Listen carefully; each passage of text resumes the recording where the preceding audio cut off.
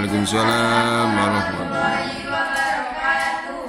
Perkenalkan, nama saya Faidur. Saya di sini sebagai moderator untuk jalannya presentasi kelompok 3 dengan tema hukum seputar kehamilan.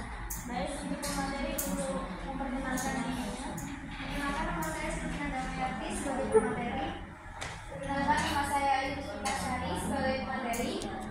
Perkenalkan, nama saya Tara Butalita sebagai pemateri. Perkenalkan, nama saya Nabila Kamalia sebagai pemateri. Baik, untuk pemateri pertama silakan untuk memaparkan materi. Baik, di sini saya akan membahas tentang hukum seputar kehamilan. Kehamilan itu sendiri yaitu fase penting dalam kehidupan seorang perempuan yang membawa berbagai perubahan fisik, emosional dan psikologis. Di samping itu, kehamilan juga melibatkan berbagai permasalahan hukum yang berkaitan dengan hak, kewajiban, serta kesejahteraan ibu dan janin. Pemahaman terhadap hukum terkait kehamilan sangat penting, terutama dari aspek medis, agama, sosial, dan budaya, yang mempengaruhi bagaimana kehamilan dijalani dan dipandang dalam masyarakat. Dari aspek medis, untuk menjaga keselamatan ibu dan janin, terdapat berbagai prosedur medis yang melibatkan interaksi dengan tenaga kesehatan, pemeriksaan rutin, dan prosedur lain yang mungkin menimbulkan pertimbangan hukum seperti pembukaan aurat untuk pemeriksaan kesehatan janin. Pemahaman tentang peraturan medis dan kesehatan ini membantu memastikan bahwa ibu hamil mendapat perawatan yang aman, tepat, dan dihormati hak-haknya.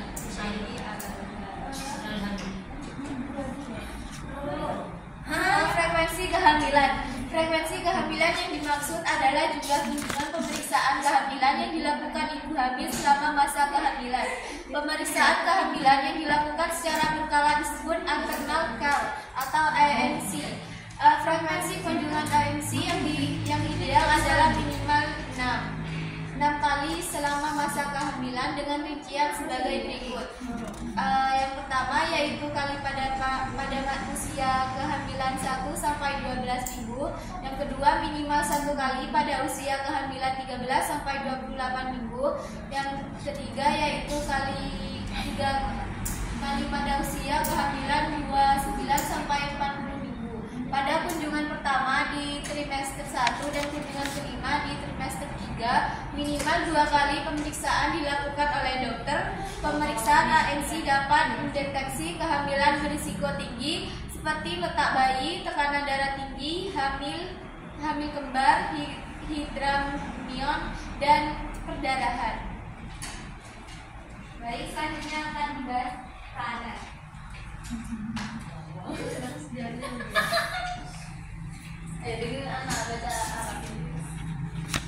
Selanjutnya, hukum dan kebijakan yang bisa berhubungan dengan frekuensi kehamilan. Yang pertama, hukum kesehatan reproduksi. Yang kedua, hukum perlindungan perempuan dan anak. Dan yang ketiga, kebijakan keluarga berencana atau KB. Yang keempat, hukum perburuan dan hak maternitas.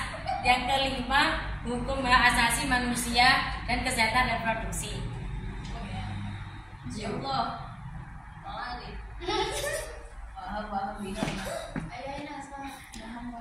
Dalam kamus Asyihah Waham Wiham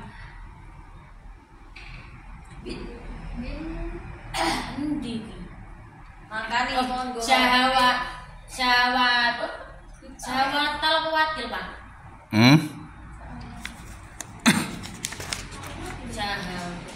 Syahawatal habli walaisa wahami illa fi syahwatul mar'ati. Bukan Pak. Syahwatul mar'ati tadi paham kan? Li syai'i 'alal habli. Iya. Ya. Ini loh, al-wawu ini wal maham wal asyahwatul mar'ati. Syahwatul mar'ati li syai' 'alal habli. Syahwatul mar'ati keinginan atau syahwat perempuan. Li syai'i akan sesuatu atau terhadap sesuatu, 'alal habli yang terkait dengan mengandung. Jadi perempuan yang hamil menginginkan banget sesuatu, ya, ini disebut dengan waham atau dalam bahasa kita itu ngidam. Ya, terus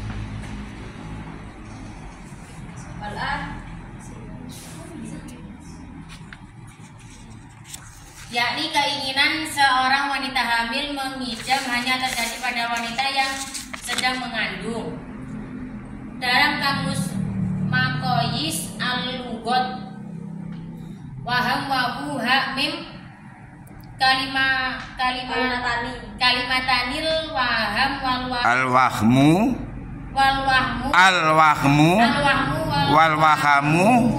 Wal-wahmu Syahwatul mar'ati li syai'i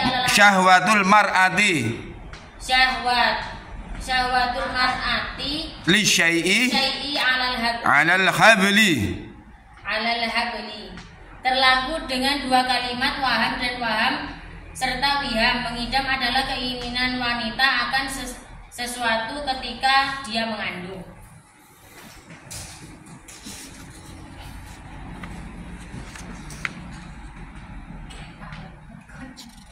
Ngidam adalah fenomena yang jamak diketahui masyarakat.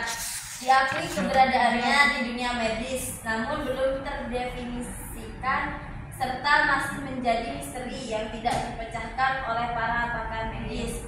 Profesor Dr. Ali Bazia, SPOG, Kepala Definisi Immunoendocrinologi, Departemen Obgyn, Jakarta berkomentar, ngidam diketahui secara pasti apa definisinya. Bahkan di luar negeri, istilah ngidam atau yang serupa dengan itu nyaris tidak ditemukan. Mungkin maksudnya di kedokteran luar negeri.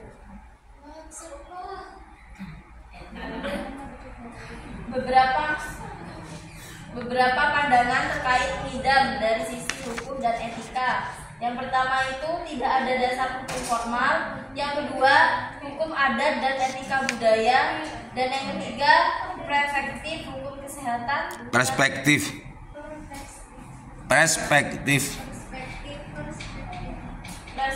Perspektif hukum kesehatan. Dan yang keempat, etika dan kewajiban suami. Baik, selanjutnya yaitu hukum membuka aurat saat pemeriksaan kesehatan janin. Dalam Islam, aurat wanita harus dijaga dan tidak boleh diperlihatkan kecuali dalam keadaan darurat. Pemeriksaan kesehatan termasuk pemeriksaan janin dianggap sebagai salah satu kondisi yang dapat diperbolehkan membuka aurat, tetapi dengan ketentuan-ketentuan.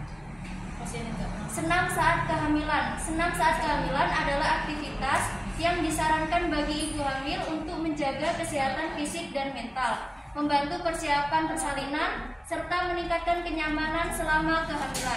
Meski tidak ada hukumnya yang khusus mengatur senam kehamilan, ada panduan dan rekomendasi dari perspektif medis dan kesehatan yang perlu diperhatikan. Hukum-hukum terkait kehamilan yaitu ada 4. Yang pertama, hukum menjaga kesehatan ibu dan janin produksi. Yang kedua, larangan untuk aborsi. Yang ketiga, hak nafkah selama kehamilan. Yang keempat, kewajiban mengkodok puasa bagi ibu hamil. Kesimpulannya itu dalam Islam, hukum-hukum seputar kehamilan menekankan pentingnya menjadi kesehatan dan keselamatan ibu serta janin. Pembukaan aurat untuk pemeriksaan kesehatan diperbolehkan dalam keadaan darurat dengan memperhatikan syariat seperti menggunakan tenaga medis yang terpercaya dan juga memungkinkan sejenis kelamin. Islam juga sangat menghormati kehidupan janin sejak awal kehamilan sehingga tindakan yang dapat membahayakan janin dianggap berdosa. Selain itu, hak-hak bayi baru lahir diatur dengan baik, termasuk akikah.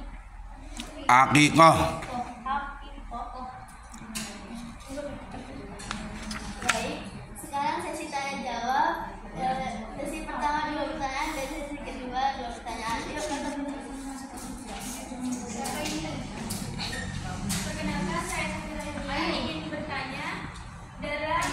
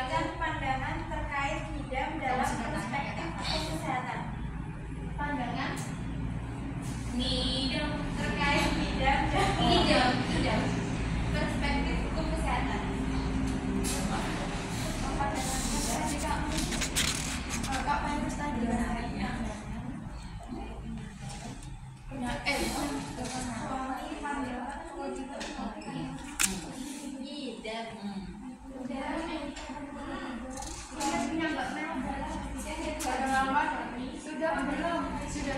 Perkenalkan, nama saya Fira Irawan. Di sini saya akan bertanya mengenai hukum membuka aurat saat pemeriksaan kesehatan janin. Apa ketentuan diperbolehkannya membuka aurat pada saat pemeriksaan kesehatan janin?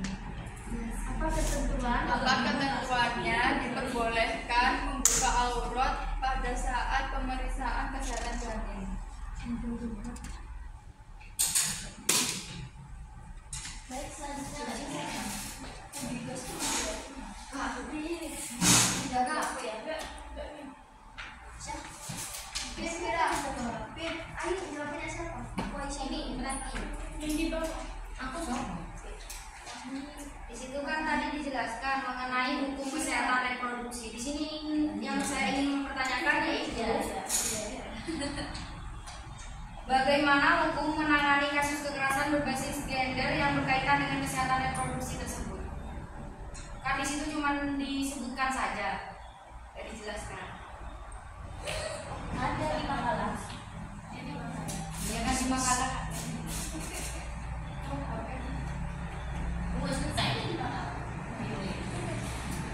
Mana pertanyaan?